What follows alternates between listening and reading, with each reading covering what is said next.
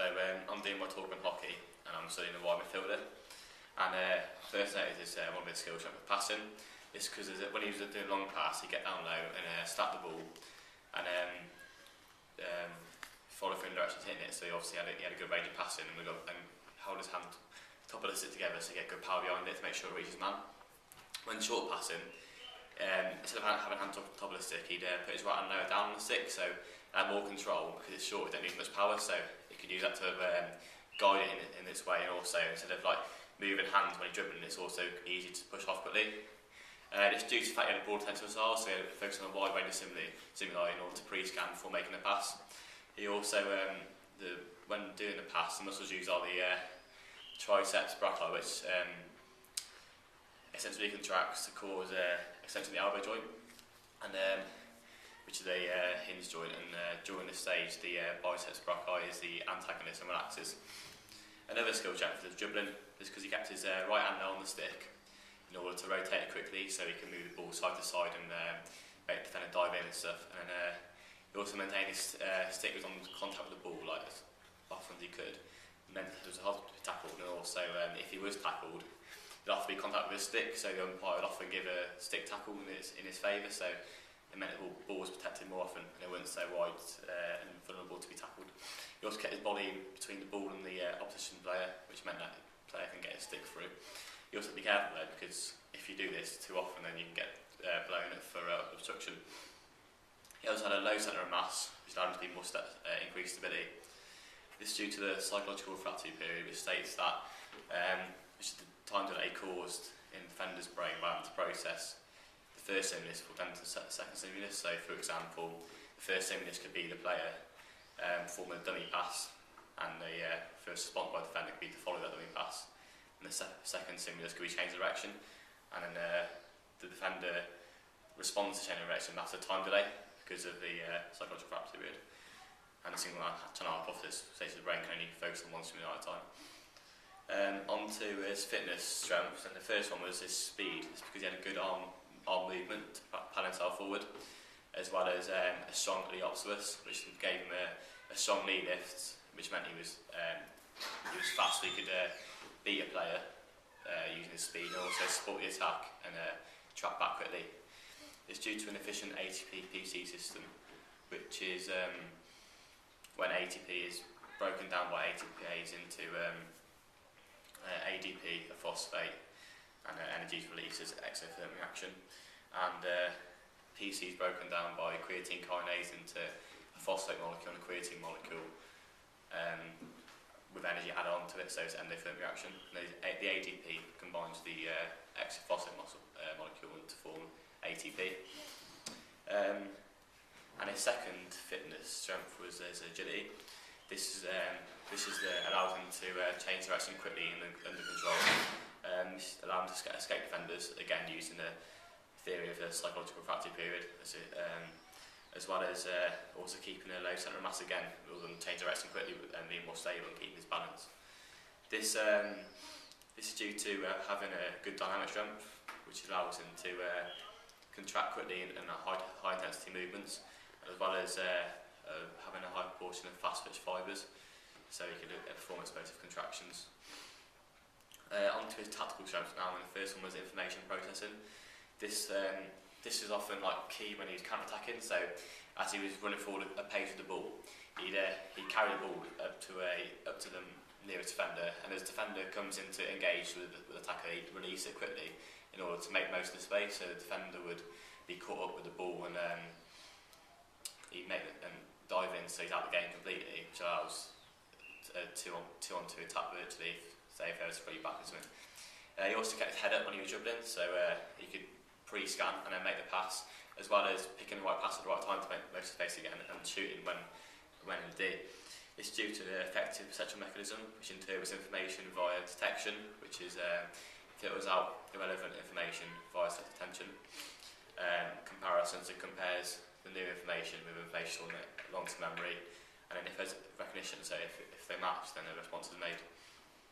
On to his second tactical strength, and this was positioning, because he, as a wide fielder, he stayed wide when the ball's on the side of the pitch to stretch the game when they're attacking, so when they got the ball. And he'd often dip inside at the right time. So say if there was space in front of the back four because the attackers had moved out of the way, he'd drop into that space, which meant that the defence was often stretched. So like the defender had to step up and mark him. They didn't know what to do with him because he was in like just a pocket of space in front of the defence.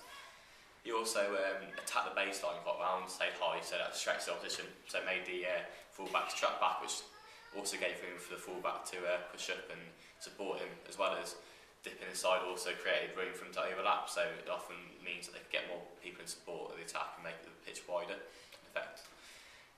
This is due to the fact he's an autonomous performer, so performance automatic, and his high level of fluency, which allowed him to focus on tactics and training and stuff, so they can focus on working on position in a game instead of like focusing on basic stick skills. On to weaknesses now, and his first skill weakness was his shooting. I often found this because when he was shooting, he kept his stance was too upward, so the ball often go over, or he wouldn't get enough power behind it. His right hand was too low on the sticks. It should have been together at the top to form a strong grip, but it was too low, meaning I didn't get enough power behind it. But however, I found Jordan he was in that need to achieve performance, because even though he kept failing, he still kept shooting. This means that he liked feedback, so if he got told how to improve his shooting, he'd take it on board, as well as having a high level of competitiveness. So he'd keep on shooting and try and win the game.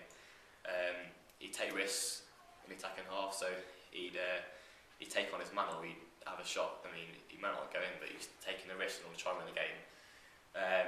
Approach behaviour was adopted, so he'd approach challenges in front of him, and he was persistent. So even if he kept missing, he still keep shooting and persistent in that sort of area of the game. And another weakness was his tackling. This is because it's not so important for a wide man. However, it's still like when he's tracking back, he still needs to be able to do his defensive work to support defence. So like his stance was too upwards, so you can get low and can get stick down low in order to get the ball. So they'd often tap past and he would get a rapid reacting time because it was quick movements. He also caught square onto the ball, so he caught flat-footed. So if a player's running down the side of him, he can change direction quickly because he was too square on. This poor tackling led to him diving in quite a lot because he couldn't win the ball properly, so he'd have to make a challenge, which leads to direct cause of aggression. And this can be linked to the aggressive cue hypothesis, which is increasing frustration leads to increase in arousal, which if an aggressive cue is present, such as hockey stick, for example, which is quite dangerous and cause quite much damage, then this causes an increase in aggression as they can lash out with their stick. Whereas if hockey stick wasn't present, maybe you wouldn't lash out because you haven't got anything to hit anyone with. So that aggressive cue makes him more aggressive in a way if arousal is high. He also had a poor reaction time, which also leads to the psychological fracture period, because the time delay in his brain is longer so it means he had a long reaction time, so that sort of links to it as well. Onto his fitness weaknesses now, and his main one was his cardiovascular endurance. This meant that it's because he tired during the game. There's no difference in this, like the last 20 minutes of the game he was quite tired, which meant that his defence was exposed, so he couldn't get back in time or took inside to make it more compact. And he couldn't support the attack either, so a quick counter-attack with his speed and his good information processing, he couldn't actually use that effectively towards the end of the game, which was an important weapon in their attack really, so that by losing this it made them less effective. This is due to a poor aerobic system, inefficient in a way, because this is when so the first stage, this is aerobic glycolysis, and this causes muscle cytoplasm. So glycogen is broken down into glucose by GPP, which is then broken down into pyruvic acid by PFK. This releases two ATP molecules. That then breaks down into acetyl-CoA by the enzyme coenzyme A. This acetyl-CoA then combines with oxaloacetic acid to cause citric acid, which enters the Krebs cycle. At this point, CO2 is reduced and removed, and a hydrogen atom is produced, as well as 2 ATP. And this hydrogen atom enters the electron transfer chain, which is the last stage, and it combines with NAD and FAD to form NADH and FADH, which then travels down the electron transfer chain, and the end of this product is 38 34 ATP, so overall it's 38 ATP, as well as a byproduct of H2O coming off. So that was poor, as well as a poor VO2 max, which is the maximum amount of oxygen that we take in and use per minute. So it says a poor cardiovascular endurance. Another fitness weakness with his strength. This is often like his maximum strength and his exposure strength. This is because he often got pushed off the ball too easily and couldn't protect it. So especially when defending and stuff, he can put his stick in there, but he couldn't use his body to shield, to take the ball for your opponent and put off balance. He couldn't shield the ball in his own half, so they often lost the ball quite a lot because of this. Although he's got quick speed, it's also good to have strength, and you're more powerful when you're running with the ball and attacking. On to his tactical weaknesses now, and the first one was communication. This is often apparent between his fullback a lot of the time, which left to a lot of attacks coming down their side of the pitch from the opposition, which left them a lot more exposed. So like he wouldn't tell his fullback who to mark, or he wouldn't tell him where to be, or if he was dropping back or not. So no communication there. So he often found himself marking the same man, and leaving one free, or wouldn't be marking anyone really, because they'd just be thinking each other's going to mark one or the other, but really they haven't marked anyone. And they also bad communication with the attackers. So from the opposite 16, as a midfielder, you want to tell your attackers where to stand on the pitch. So if you want to take a step to the left or the right to block the pass out, and because of this poor communication, the defence often got out of their 16-yard hit quite easily, which meant that the pressure they put on in the opposite half was often broken, and it would be either exposed in the midfield before or pushed up. It's because of the good into the trait theory of personality, which states that personality is made up of innate, saving, enduring predispositions, which act the same way in the same situations, such as he's listening to Eysenck's theory of introvert, so he dislikes social situations. So in that situation, he won't speak up and communicate effectively. On to the last of his weaknesses, and that was marking.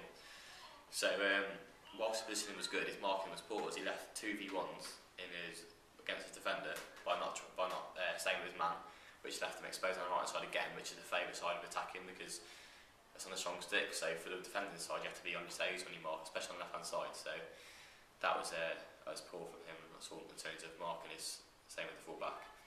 Also weren't compact enough, so he should have tucked in inside them when they were defending. He should have tucked inside and to form like a more strong midfield, especially the balls on the offside of the pitch, and he can move and he can shuffle along when it goes to the side. So that was quite poor, as well as he set out wide sometimes when he shouldn't have done so.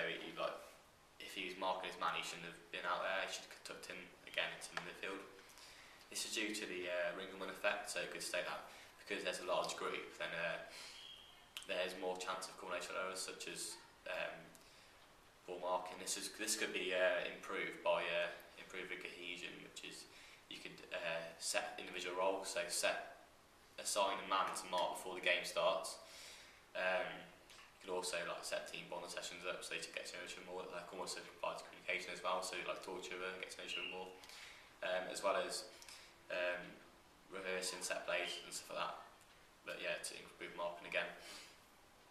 On to the action plan now, and I found that his main weakness was in fact shooting. Shooting is a discrete skill. There's a clear beginning and end. It's also high organisation. So routines can't be separated easily, and its growth is like in terms of a normal shot, it's growth because large muscle groups are used. However, I'm going to talk about two different types of hits, like a normal hit and also a clip grip shot. So and this is different when shooting. Is the right hand's lower down on the stick, so and it involves a shorter and quicker backswing. So instead of a large winder, you can get a shot way quicker. This is more of a fine skill because it's more of a extension of the elbow again. So it's not so much a massive swing. So it's smaller muscle groups are using this one. So you will get less power behind it inevitably, but it allows you to get the shot way quicker. So on to the main coaching points for this.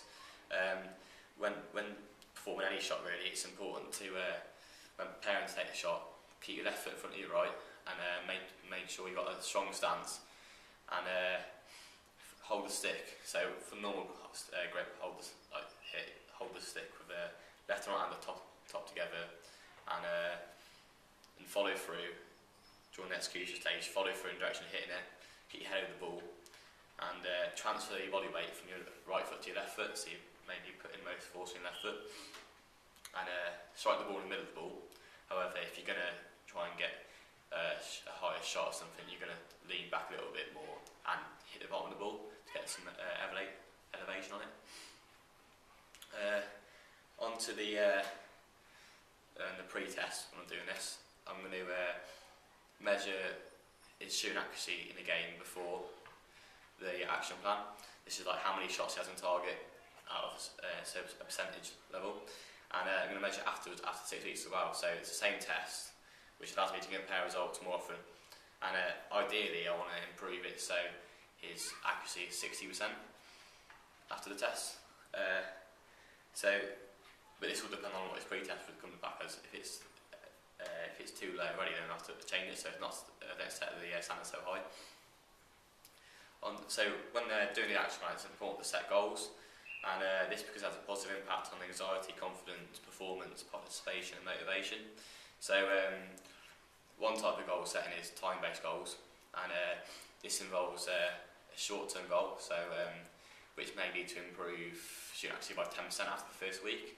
This sort of provides more motivation for the performer to, like, if you can see progression in the first week, it means he's more likely to carry on doing this action plan out, and it also provides a link to long-term goals, and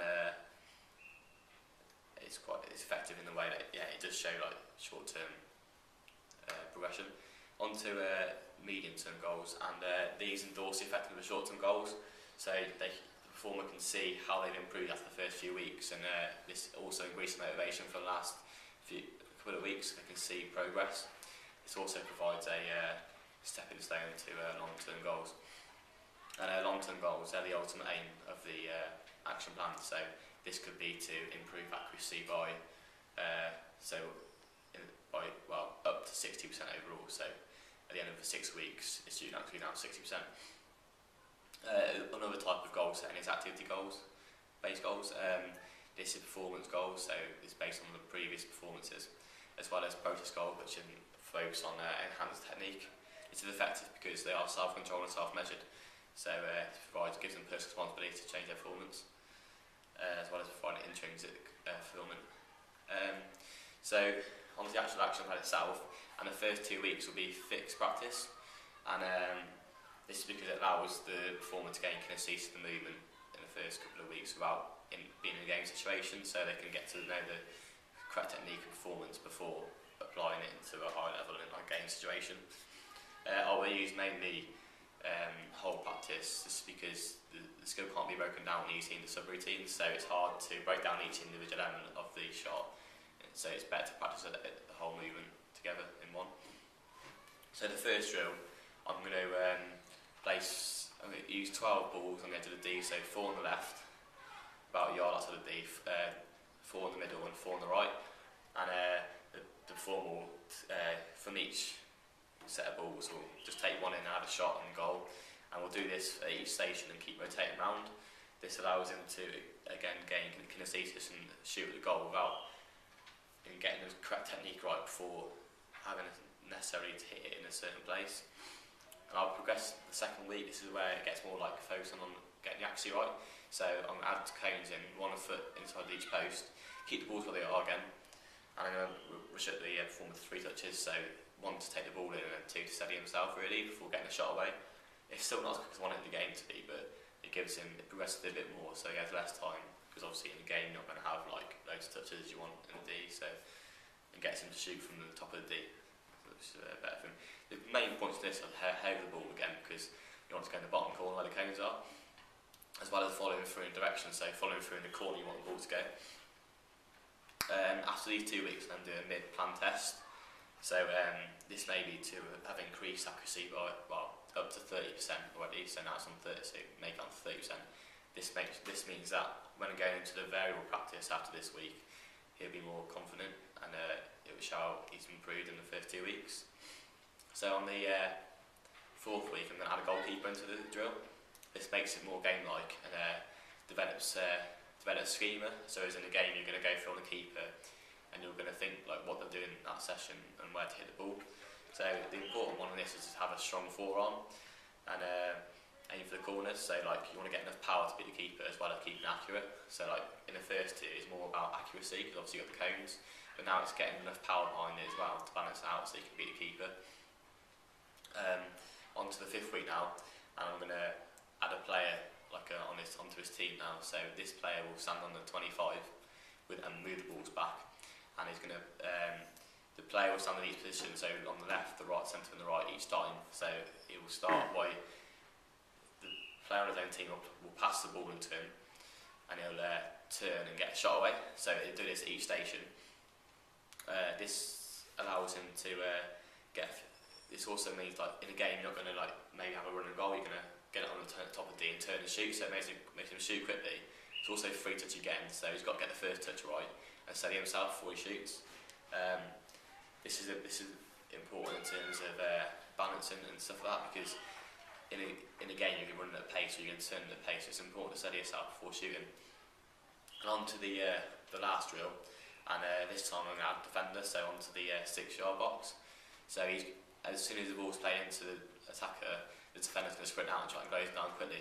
This means that the attacker should post up to the ball to give him more time to turn, as well as this drill that endorses the quick grit hit, because if the defender's running at pace, you're not going to want to lift your stick off the ground and keep it without contact with the ball for too long. So you want to minimise non-contact time with the ball. So by doing a quick grip hit, you can like get the shot away quickly without the defender closing down. And it's also very important to steady yourself as well before hitting, because if you don't steady yourself, then the ball will go all over the place, it'll fall over or something like that. So that's another important aspect of this drill. On to national and local opportunities now, and the performance pyramid is an essential part of national opportunities. And I've got so the bottom of the pyramid, it starts at foundation. So it's your introduction to sports such as P lessons and stuff like that. And this moves on to participation level, which is extracurricular activities, local clubs and stuff like that, where you can apply the skills you've learned at foundation level into a more developed level.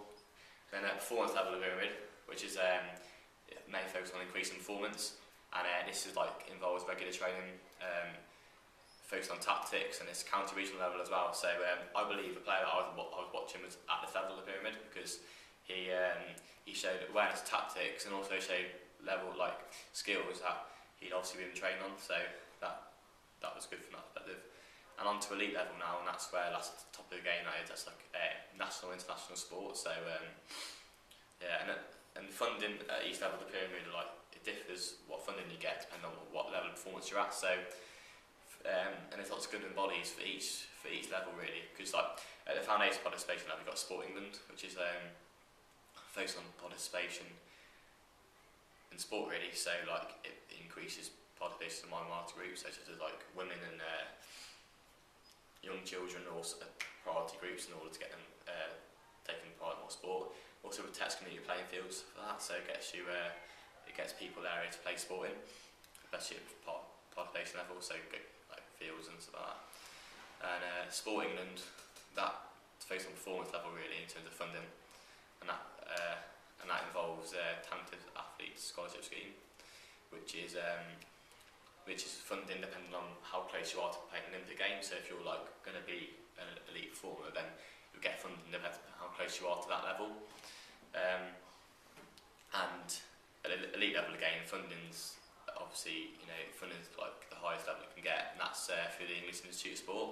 So you've got like stuff like focus on like nutrition, health, and medical and stuff like that. So you've got more important performance focus on the funding there.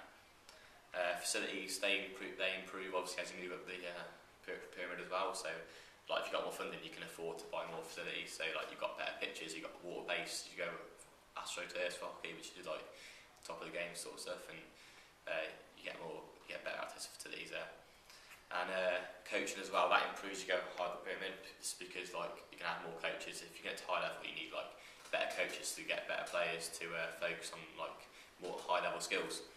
And the Golden Triangle also links in the national opportunities quite a lot. But in hockey, for example, it's not as important. It's because it's not really a spectator sport because of the quickness of the game, and there isn't much media coverage of it as a result of this. And due to links to sponsorship, so if you've got a lot of media coverage, just a game like football, you can have a lot of sponsors. It's going to be an important part of the game. Whereas in hockey, like, it's easy to be sponsored by someone because at a lower level, because there isn't like the elite sponsorship on as much on TV and stuff. And like, if you're a footballer, you can live off sponsors sometimes. With hockey, you can't really. It's just like a bonus, really. You don't really, it's not a big part of the game, so there's not advertising boards everywhere you go when you go watch a hockey match, because there isn't that sort of interest in the game. And this also links with the fact that role models as well. So there's not really famous role models in sport hockey because no one really follows that much. So like, if you ask anyone in the street, like, can you name a hockey player, they won't be able to tell you. But if you can ask football, you can name it easily. So it's not really as popular in that aspect. Now on to local opportunities now, and facilities again are important at this stage because it's AstroTurf mainly these days. Like field hockey's gone now. You do get quite a wide range of facilities. Like, so you get like better pitches, like water based, and you get sand based, which aren't as quick, so they're not really as good. But it's hard to access these facilities because they're often expensive and you have to pay for the higher amounts of that. So while they're good and they're better than like your average Sunday League pitch in football, it's difficult to get onto them. It's difficult to hire them out because of the cost of it.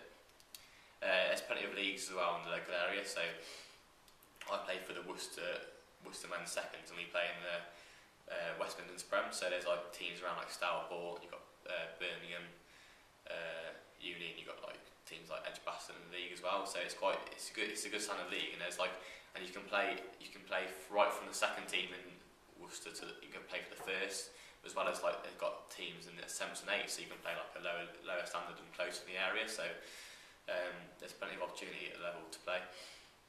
However, there is cost involved in it because if you've got hockey sticks are quite expensive, as well as shoes as well, and you've got gum shields to pay for and all the kit as well. So it can be quite expensive to get involved in. So it's difficult to get going in the sport as well. So for beginners, it's cheaper to just pick up a football and play if you're going to pair it to that sport again.